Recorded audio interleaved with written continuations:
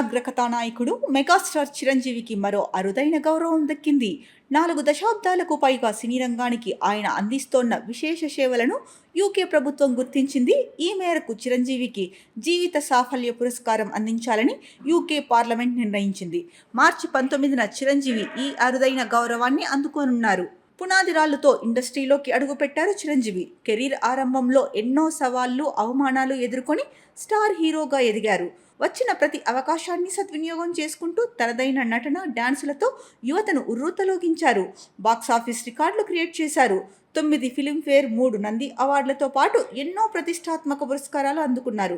సినీ రంగానికి ఆయన చేస్తున్న సేవలు గుర్తించిన ప్రభుత్వం 2006లో ఆయనకు పద్మభూషణ్, 2024లో పద్మవిభూషణ్ అందించి గౌరవించింది. ఇటీవల గిన్నిస్ బుక్ ఆఫ్ వరల్డ్ రికార్డ్స్లో ఆయన చోటు దక్కించుకున్నారు. 150 చిత్రాలు, 537 పాటలు, 24,000 స్టెప్పులతో అలరించినందుకు ఈ రికార్డు దక్కింది. ఇక సినిమాల విషయానికి వస్తే ప్రస్తుతం ఆయన విశ్వంబర కోసం వర్క్ చేస్తున్నారు. వశిష్ఠ దర్శకత్వంలో ఈ సినిమా తెరకెక్కుతోంది. దసరా ఫేమ్ శ్రీకాంత్ ఓదెల దర్శకత్వంలో మరో కొత్త ప్రాజెక్టుకు ఓకే చెప్పారు చిరంజీవి.